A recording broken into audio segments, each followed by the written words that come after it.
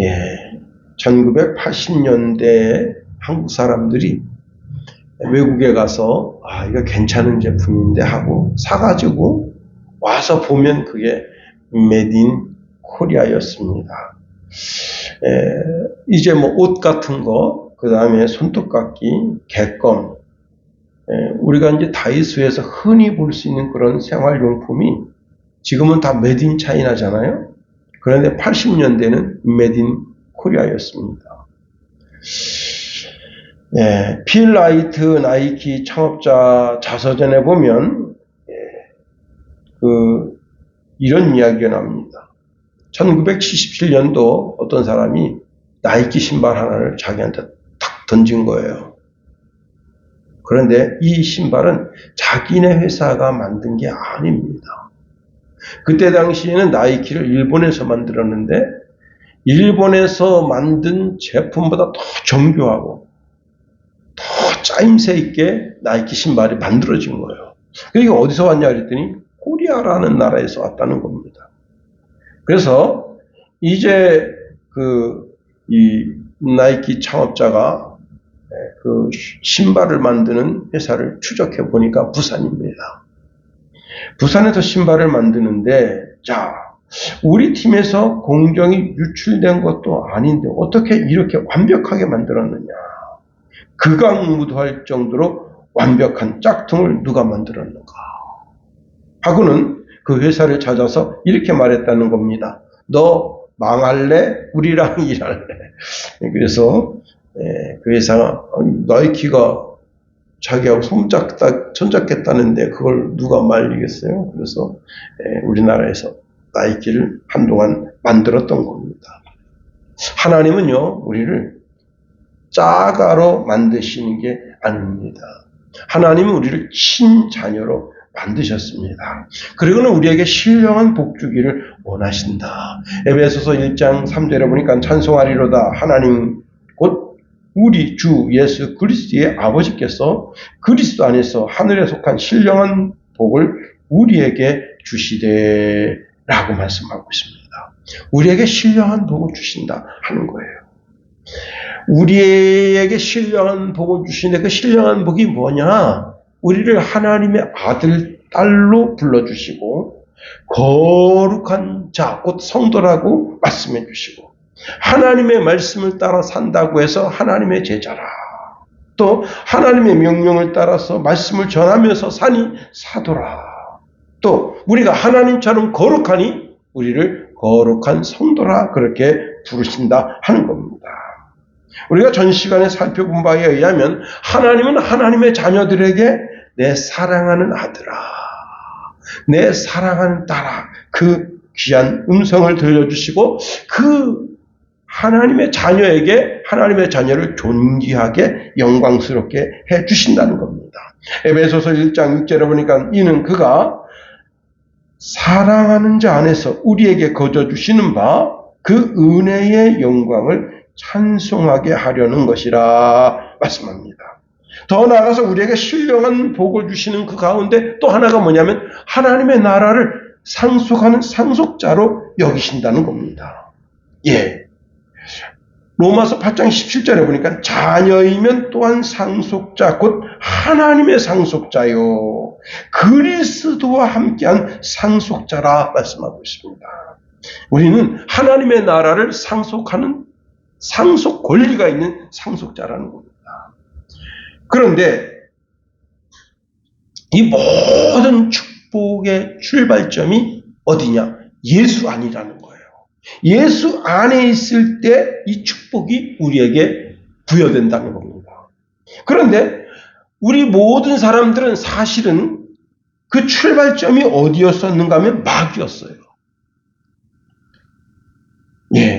우리는 내가 마귀에게 소속되어져 있는지도 없는지도 모르고 세상 속에 묻혀 살다가 복음을 듣고 예수님이 나의 그리스도이시구나 하고 믿고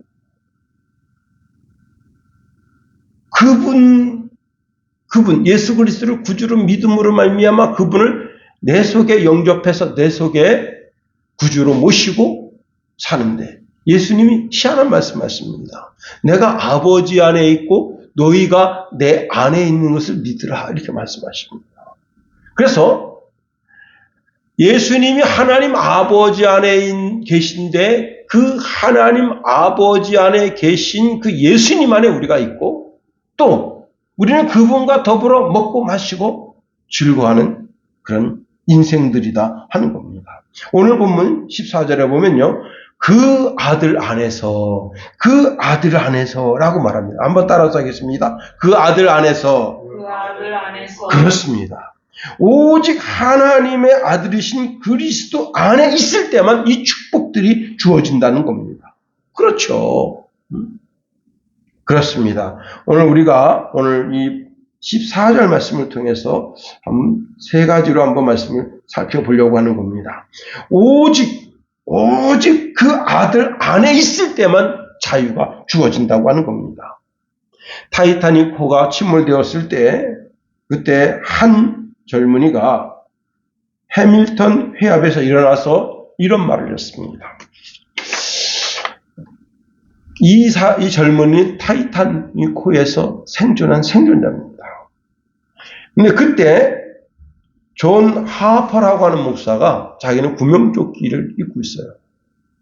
한 젊은이한테 다가왔습니다. 이봐 젊은이, 자네는 예수 그리스도를 믿고 있는가? 예수 그리스도를 믿으면 구원을 받을 수 있어. 그런데 이 젊은이는 지금 죽고 사는 문제가 걸려 있는 거예요. 존 하퍼가 이제 자기 구명조끼를 그 젊은이한테 넘겨줬습니다. 그런데 이제 그 찬 물에 사람이 이 몸이 얼어오는 게 느껴지잖아요.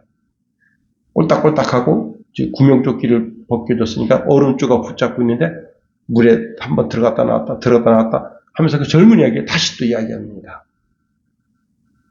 여보 젊은이, 자네는 예수 그리스도를 구주로 믿겠는가?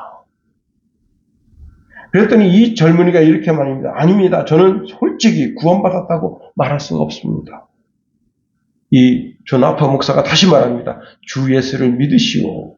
그러면 구원을 받을 수 있을 겁니다. 이 젊은이가 존 하퍼 목사님에게 그래, 내가 그러면 한번 예수님을 믿어보기로 하겠습니다. 그 존 하퍼 목사가 그 젊은이에게 그렇게 주고 싶어 했던 게 뭐겠어요? 바로 하나님의 신령한 복을 주기 위한 겁니다. 그렇습니다. 여러분, 예수 안에 있을 때만 그 신령한 복을 받는 신령한 복의 수혜자가 되는 거예요. 진정한 자유는 정치적 자유가 아니라는 겁니다. 최근 우리나라에서 정치적 자유를 부르짖는 사람들이 길거리에서 정부 타도를 부르짖고 있습니다. 이상하게요. 북한 쪽 언어를 많이 사용해요. 윤석열 타도. 뭐 이런 단어를 자꾸 짓거립니다. 예수님은 이 땅에 정치적 자유를 주시러 오신 분이 아닙니다. 정치적 그 자유 그 이상 문화적 자유, 역사적 자유 모든 것에서부터의 자유를 주기 위해서 오셨어요. 그런데 그 자유 가운데 가장 강력한 것이 뭐냐면 바로 사탄의 권세로부터의 자유를 주기 위해서 오셨다는 겁니다. 그런데 이 자유는 오직 예수 안에 있을 때만 그 자유가 허용이 된다는 거예요.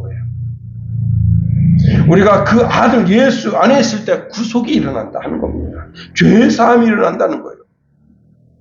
14절 안에 말씀해 보면 그 아들 안에서 우리가 속량 곧 죄사함을 얻었도다 말씀합니다. 이 속량이라고 하는 단어는 옛 단어는 구속이라는 단어예요.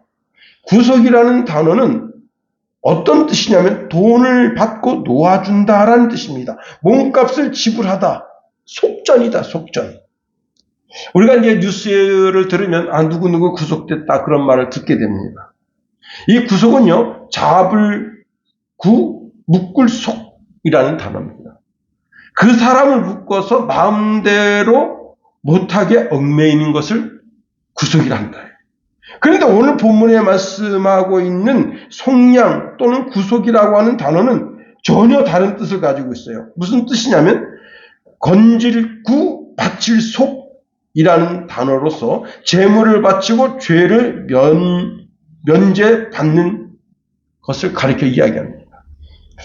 제가 이제 한문철 텔레비전을 많이 보는데 그 중에 이제 어떤 걸 보는가 하면 이 사람이 범죄를 자동차로 인해서 큰 이제 실수를 해서 이제 교도소에 들어갈 수밖에 없는 그런 상황이 놓여요. 그럼 이 사람이 500만 원이든 1000만 원이든 2000만 원, 3000만 원이든 공탁을 해요.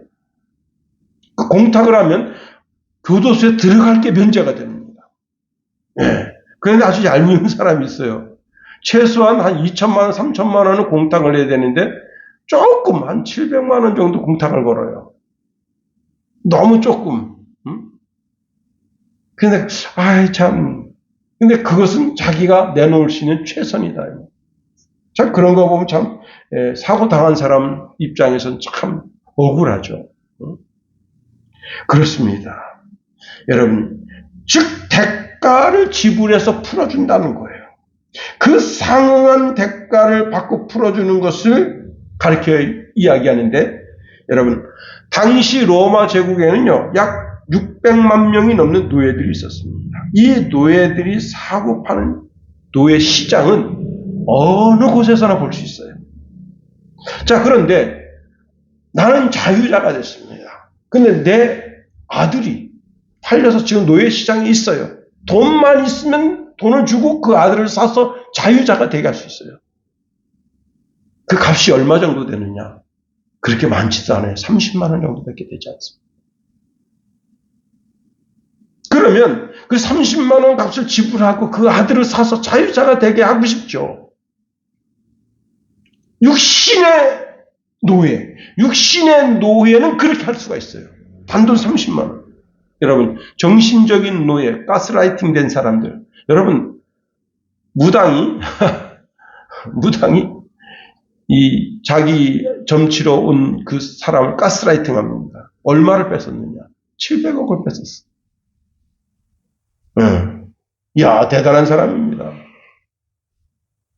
근데 이 사람은 그 남편이 말릴 때까지 계속 거기 얽매여서 살아요.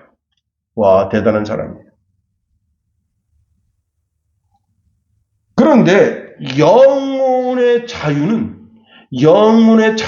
돈으로도 안 되고 그 무엇으로도 안 되고 오직 무엇으로만 되느냐? 예수 그리스도의 피로만 된다는 거예요.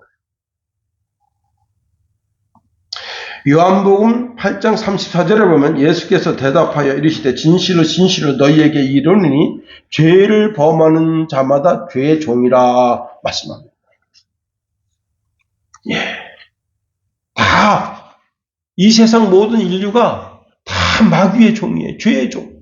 죄를 짓고 사는 인생이에요. 로마서 7장 14절에 보면 바울이 이런 말합니다. 우리가 율법은 신령한 줄 알거니와 나는 육신에 속하여 죄 아래 팔렸도다. 자기가 노예 상태에 있었다는 거예요.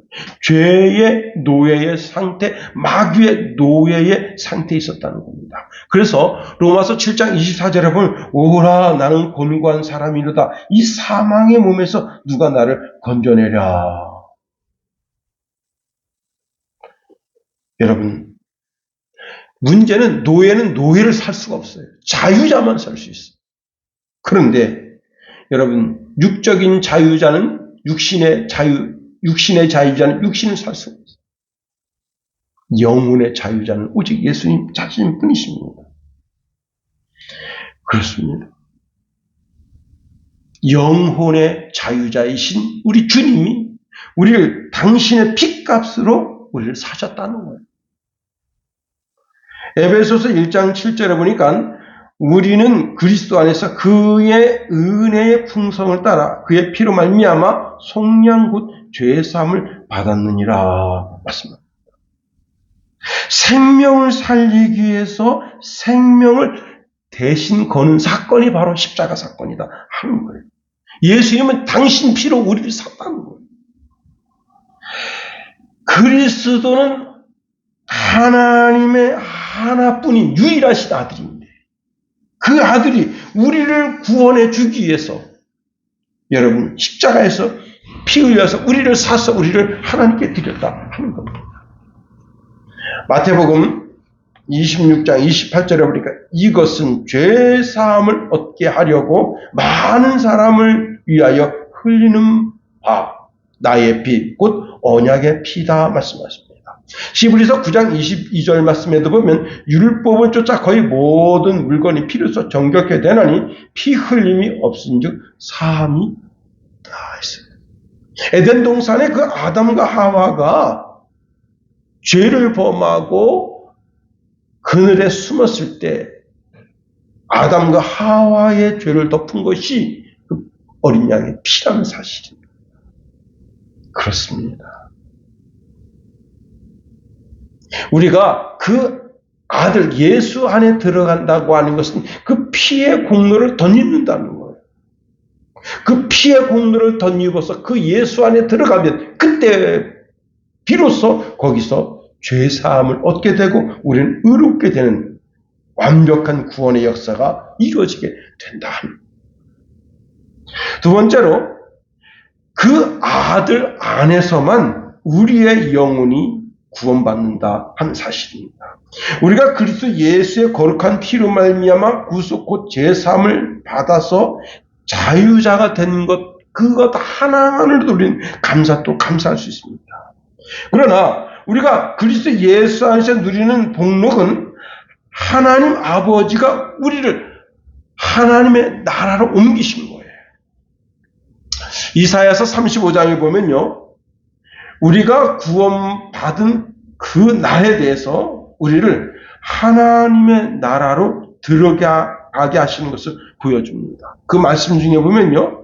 사막과 광야가 천국이 된다 하는 거예요. 여기는 새롭고 살리는 길이 열리는데 사람들은 그 길을 거룩한 길이라 한다는 거예요. 여기 이 길에 갈 수 있는 사람들이 정해져 있다. 어떤 사람이 그 길을 갈 수 있느냐? 먼저 부정한 사람은 다닐 수가 없어요. 오직 하나님의 구속함을 받은 사람만이 이 길을 능히 갈 수 있는데 악한 자, 어리석은 자는 능히 이 길을 갈 수 없고 얼씬거리지도 못한다 말씀합니다.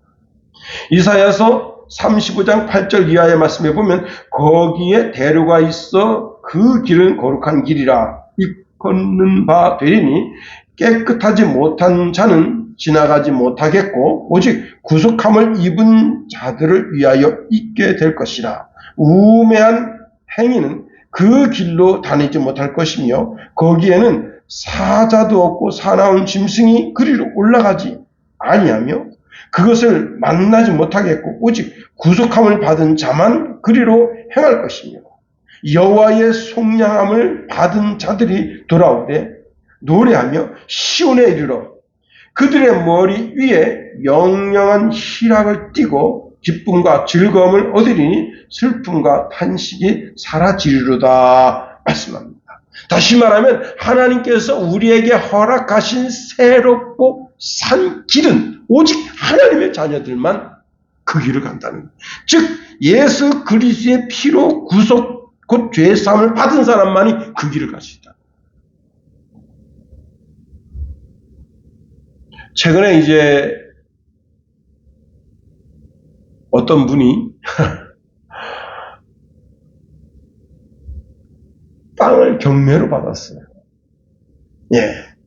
그 땅을 경매로 받았는데 땅이 그렇게 많지도 않아요. 한 80평 정도 됩니다. 우리 교회당 이게 한 30평 정도 되거든요. 이거 3배 정도 되는 땅을 경매로 받았어요. 그리고 그 경매받은 그 땅에다가 말뚝을 박았습니다. 문제는 뭐냐면 이 80평이 여러분 대로 한가운데 있어요. 이 길은 해방 이후서부터 계속해서 그 길로 사용했던 거예요. 그런데 이 땅 주인이 이제 빚을 허덕이다가 모든 땅을 다 그냥 이제 모든 땅 경매로 넘어가게 됐습니다. 경매로 넘어가는데 어떤 사람이 그 땅을 우연히 산 거예요. 사서 그 땅을 찾아가 보니까 그게 여러분 6차선 대로변 한중간이에요. 거기다 말뚝 박았습니다. 그리고 9,000도로 이 땅을 사라. 그런데 시세의 3배를 달라고 합니다. 처음에는 거기다 페인트 칠만 했어요. 지나가지 못하면 이렇게 하고 했는데 파란 그 펜스 있잖아요. 사다가 이제 울타리를 쳐놨습니다. 구청에서도 꼼짝 못해요. 자기네도 깜짝 놀란 거예요. 이거 왜 이렇게 됐지? 민원이 막, 이야.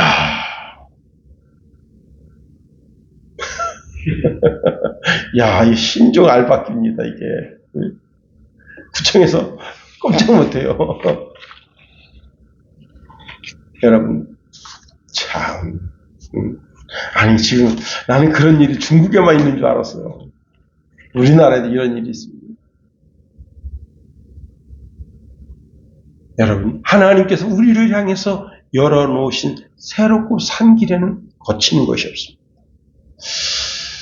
제가 이제 쇼트 영상을 보는데, 그 치타 있잖아요, 치타가 돼지 새끼 한 마리를 물었습니다. 야, 어미가, 멧돼지가 새끼가 둘인데, 하나를 물었어요. 하나를 살리려고 그 어미가 막 그 치타한테 막 달겨듭니다. 막 갖다 뿔을 대들고 그러니까 그 치타가 놀랐어요. 놀라가지고 입에 물구덩을 놨습니다. 그러니까 어미 돼지는 어미 돼지대로 도망가고 새끼 돼지가 딱 도망가는데 여러분 치타가 그게 한 마리가 아니에요. 그 주위에 또 한 마리가 있는데 그 또 한 마리가 또 가서 덮쳤어요. 결국은 한번 물렸던 그 멧돼지 새끼는 거기에서 물려서 그날 치타의 밥이 됐습니다. 참 비정하더라고요. 그 어린 것을 이제 겨우 한 6개월 정도 됐겠나? 그런 어린 것을 그래 그래서 동물의 세계 참 비정하다. 그런데요, 영적인 세계는 더 비정한 겁니다. 그런데 그런 비정한 세계에 하나님께서 하나님의 사랑으로 하나님의 은혜로 우리를 위해서 새롭고 산 길을 열어주시는데 예수님은 우리에게 말씀하시길 내가 곧 바로 그 길이다 그렇게 말씀하십니다.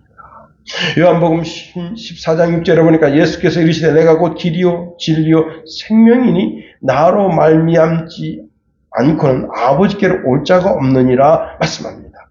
13절 하반절에 보면 그의 사랑의 아들의 나라로 옮기셨으니 그 옮기는 그 길이 바로 예수다. 그 길에는 사악한 것이 없어요. 사자나 일이나 악한 것이 감히 주의 사랑하는 백성들을 노략질하지 못하게 주님께서 친히 우리를 주관하시며 인도하신다 하는 겁니다. 우리가 구원받은 가장 강력한 증거는 우리를 이 땅에서 구속해서 하나님의 아들의 나라로 우리를 옮겼다는 거예요. 다시 말하면 내 이름이 하나님의 생명력에 있다는 겁니다. 그뿐만 아니라 하나님께서 내 이름을 그 손바닥에 새기셨다는 거예요. 뿐만 아니라 여러분 내 집, 내 성벽이 항상 하나님이 내 성벽을 내 집을 항상 지켜보고 계시다는 거예요. 이사야서 49장 16절에 이렇게 말씀합니다. 내가 너를 내 손바닥에 새겼고 너의 성벽이 항상 내 앞에 있나니. 그렇습니다. 하나님은 하나님의 사랑하는 자에게 관심을 두고 그 이름을 손바닥에 새기시고 그가 머물고 있는 그 집을 항상 유심히 지켜보고 계시다는 거예요. 한 목사님이 참 설교하면서 우는 이야기를 하십니다. 자기 어머니가 이제 96세에 소천하셨어요. 참 장수하신 거죠. 96세는. 그런데 작년에 소천하셨대요.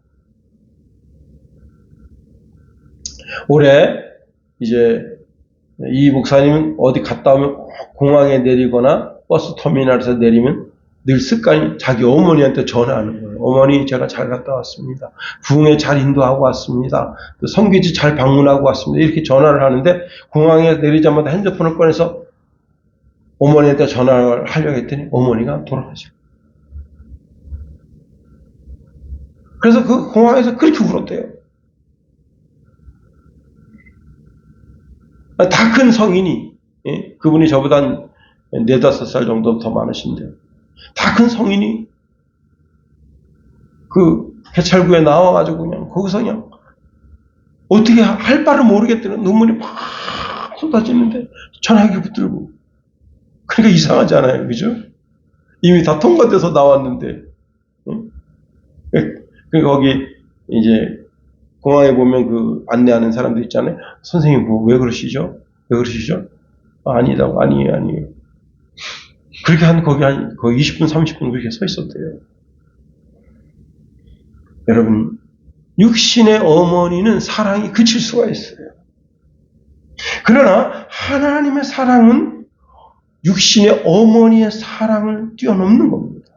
그리고 하나님은 내가 살아가는 삶의 모든 장소에서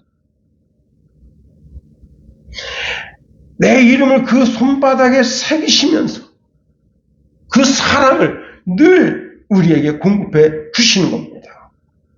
이 엄청난 사랑을 받은 우리는요, 절대 짐승의 표를 받으면 안 되는 겁니다.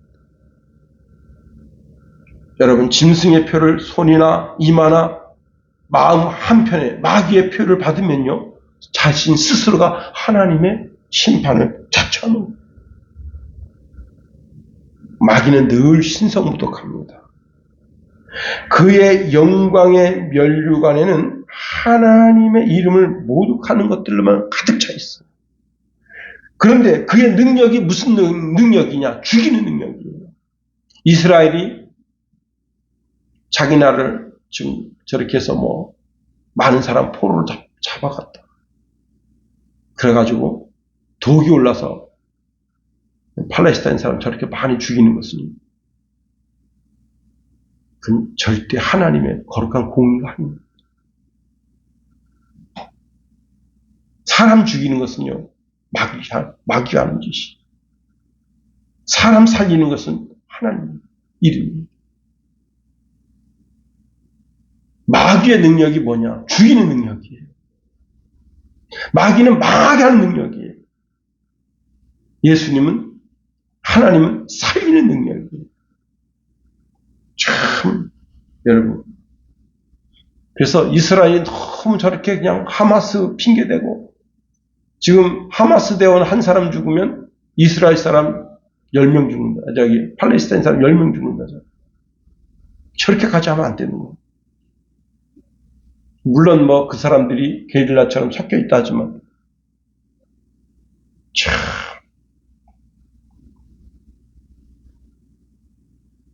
우리 하나님은 우리를 살려주시는데 당신의 모든 능력을 사용하십니다. 마귀는 철두철미하게 죽이는데 그 능력을 사용합니다. 멸망시키고 죽이고 파멸시키는 것이 마귀의 힘이에요. 여러분, 그 단두대 있죠? 단두대 왜 만들었는지 알아요? 나 그 얘기 듣고 깜짝 놀랐습니다. 단두대는요, 18세기 프랑스 의사인 조세프 이나스 기요땡이라는 사람이 만들었대. 이름도 참. 근데 왜 이 사람이 단두대를 만들었느냐? 보통 서민들은 다 목매달아 죽이는데 귀족들은 다 이 칼로 목을 칩니다. 그런데 이 사형 집행하는 집행관이 뇌물을 받으면 칼날을 아주 그냥 잘 들게 해가지고 한 방에 죽여요. 그런데 뇌물 안 바치고 그냥 이렇게 이 참수를 받으러 오는 사람 있잖아요. 그러면 아주 무딘 날로다가 계속 괴롭힙니다. 한 번에 목을 베지 않고 계속 괴롭히는 거예요. 그러니 사람이 그 죽음의 공포가 얼마나 고통스럽냐고. 그래서 이 의사가 단두대를 만들었다는 거. 그래서 빨리빨리 그냥 그 죽인 사람에게도 인권이 있다. 그러니 그래 고통스럽게 죽이지 말고 빨리 죽여라. 여러분 죽는 사람한테 무슨 인권이 있겠어요? 응? 여러분, 자, 그런데 마귀의 권세가 무슨 권세라고요? 죽이는 권세. 지금은 우리가 편안하다, 태평하다. 여러분, 이 시대는 곧 지나갑니다.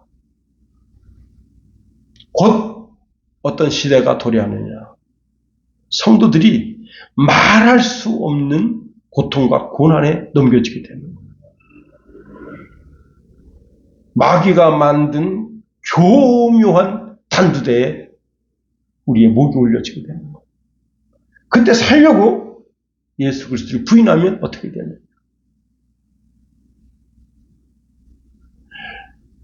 그 아들 예수 그리스도가 피를 뿌려서 우리를 구속한 모든 구속의 은혜가 다 산산이 깨지는 거예요.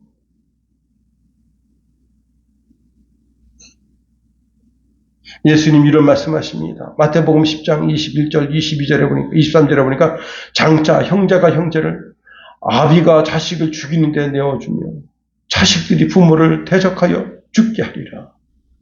또 너희가 내 이름으로 말미암아 모든 사람에게 미움을 받을 것이나 끝까지 견디는 자는 구원을 얻으리라. 이 동네에서 너희를 박해하거든 저 동네로 피하라. 내가 진실로 너희에게 이르노니 이스라엘의 모든 동네를 다 다니지 못하여서 인자가 오리라. 그럼 북한에서요.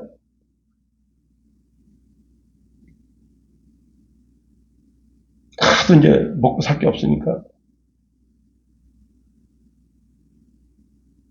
부모가 엄마하고 아버지가 김정은이 비판을 했습니다. 그랬더니 그 아들 새끼가 가서 신고했어요. 참 기가 막힌 겁니다.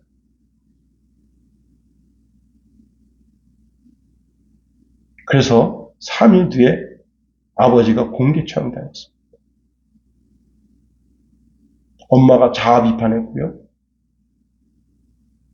먼저 아버지가 입 열었다고 했는데 입 연 거 김정은이 비판한 것에 대해서 신고하지 않았다는 그 죄로 어머니도 큰 곤욕을 겪었습니다. 근데 그 아들이 어떠하냐? 영심리에 사로잡혔어요. 영심리. 나 봐라. 나는 이렇게 국가에 충성한다. 기가 막힌 거예요.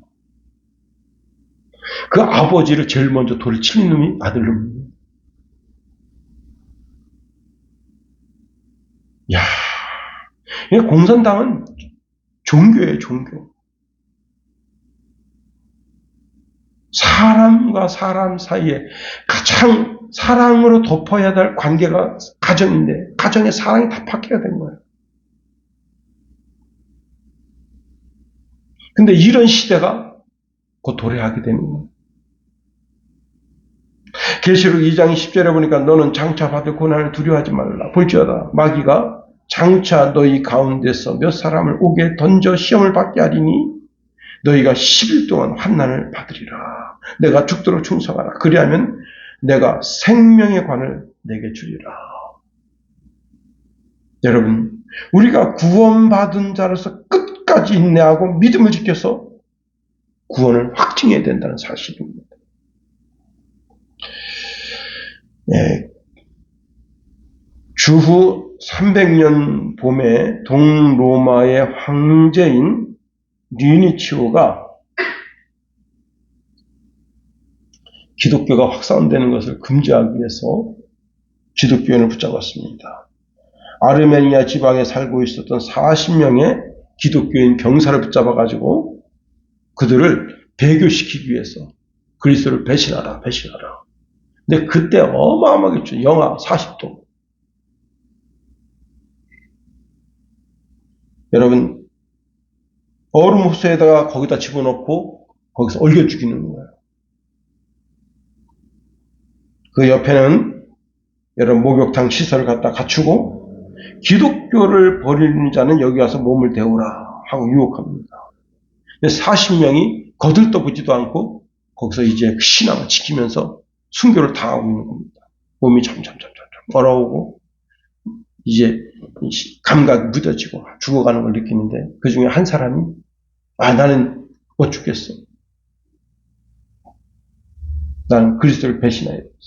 거기서 물에서 올라와서 그 뜨거운 물에 들어가는데 들어가자마자 심장마비로 죽었습니다. 근데 그 사형을 집행하고 있었던 이제 그 병사들 가운데 한 사람이 하늘을 이렇게 쳐다보는데 하늘에서 40명의 청사들이 멸류관을 가지고 쭉 내려오다가 아주 부끄러워하면서 내 멸류관은 필요가 없게 됐네 하고 그리고 부끄러워하면서 이렇게 가는 걸 보게 됐습니다. 그때 그 병사가 그걸 쳐다보고 내가 기독교인이 되겠어 하고 그리고는 그 얼음구덩이에 들어가서 얼어 죽었습니다. 40명이 얼어 죽었습니다. 자, 이 40명의 시체를 다 거기다 꺼내가지고 그리고는 이제 불에 태우는데 그 40명을 한 군데 다 모아놓고 불에 싸질러서 이제 화장을 했습니다.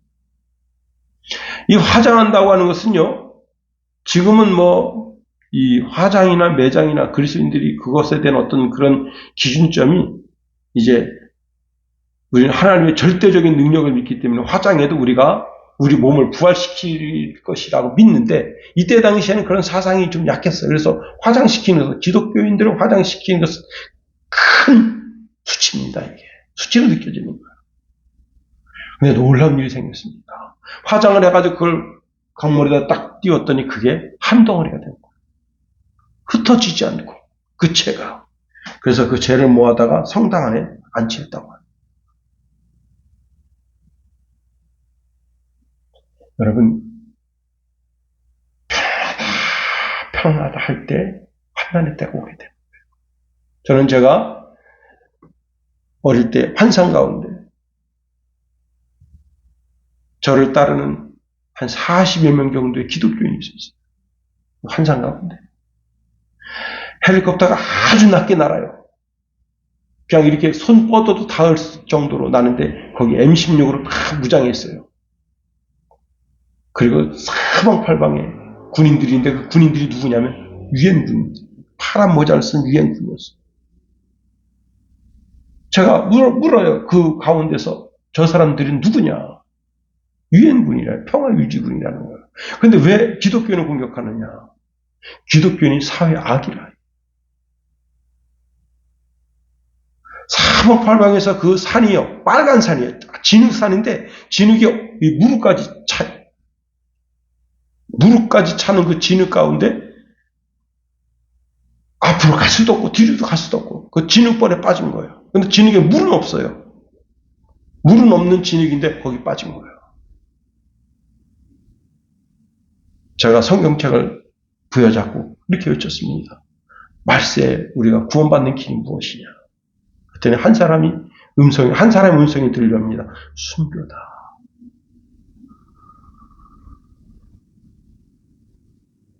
그래서 여러분 제가 그 40명한테 외쳤어요. 여러분 이 자리에서 무릎을 꿇읍시다. 여기서 다 순교하십시다. 그리고 깼습니다.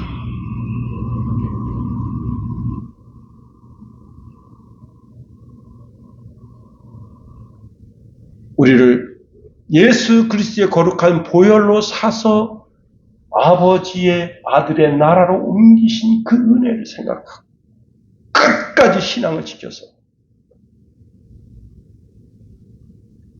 죽을 때까지 죽기까지 충성하고 봉사 헌신해서 하나님 품에 안기는 저와 여러분의 신앙 절대 변하지 않는 그런 신앙으로 하나님 앞에 굳건하게 서게 되기를 예수님의 이름으로 축원해드립니다. 주기도문 하겠어요? 하늘에 계신 우리 아버지의 이름을 거룩하게 하시며 아버지의 나라가 오게 하시며 아버지의 뜻이 하늘에서와 같이 땅에서도 이루어지게 하소서. 오늘 우리에게 이러한 양식을 주시고 우리가 우리에게 잘못한 사람을 용서하여 준 것 같이 우리 죄를 용서하여 주시고 우리 시험에 빠지지 않게 하시고 악에서 구하소서. 나라와 권능과 영광이 영원히 아버지의 것입니다. 아멘.